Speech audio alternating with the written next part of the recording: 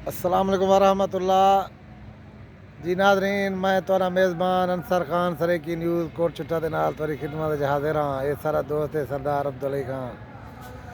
अज मैं दिल आदा पिया मौसम मौसम मौसम खुशगवार बढ़िया खड़ा बिली दोस्त नाल सलाम दुआ कर गिनू खिल बाट कर गिनू हाल वाल भी घेन गिनू हाल वाल दे भी गिनू माशाल्लाह वी भी माहौल बढ़िया खड़े सी ठंडी ठंडी हवा गोली खड़ी है शनवारी पंप ते बैठे हैं इवें संगा सारी हौल आहिस्ता आहिस्ता कट्ठी थी आंदी है इवें हिकड़ू बे भी आंदे पैन बात उन्होंने दोस्त भी आंदे पैन इवें गप शप लेने आए सारी संगत को सारी तरफ सलाम थी गया। ये थोड़ी जी चम की जबान इधर फिसल पई है महसूस ना कराए तो जवान जरा वाला चिड़े ना पे अगर हिस्से दे इंसान बोल वेंदे बंदा तो जरा खिला ही ना कमेंट भी चंगे दे छोड़ा है माशाल्लाह। सदा सा सलाम दा संगत नाल कर छोड़ो। अस्सलाम वालेकुम सारे संगत को क्या हाल है ठीक ही हुए फिट हुए खास तौर से दुबई वाले को सलाम दे चा सऊदी वाले को इत्थों वाले को देसी परदेसी थी गया दुबई वाले को सलाम थी गया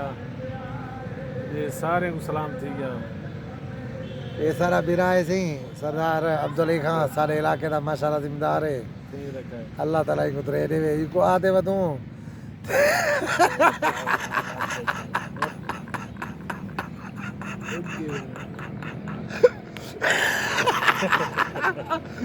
सारे इलाके के गरीब करने लो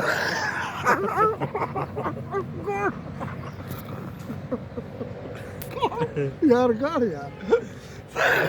सारे इलाके के गरीब घर में जरे वदन भली डाडा मरले उन्हें को दे वेदा तो तकरीबन 50 का जिम्मेदार है ये अरबे रुपए का माशाल्लाह जिम्मेदार है खरबे रुपए का एक एक माशाल्लाह एक कॉलोनी बनावे मरले प्लाट अल्लाह को दरे देवे प्यू मादा कला बाल है सी सारे उस्ताद साहब का बेटा है सारा बाल है अपना समझो छोटे वाले का ये सारा हुन दोस्त बनया हुए इहदे बगैर साड़ी भी नहीं निभदी ते बाकी उएं हे सारा बिरा ही को समझा समझा दंदे कीड़े पै गए इको कख दी समझ नहीं दी 200 पास रहे थे वह कहीं गरीब गुरबे को भी अल्लाह दे ना दे कोई प्लाट दे चा कोई एका दुकान कोई जज मकान बना दे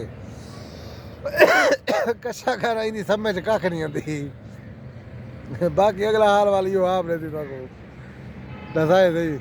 तुम्हारा क्या प्रोग्राम शुक्रिया माशाल्लाह सही ठीक है मेहरबानी संगा सारी।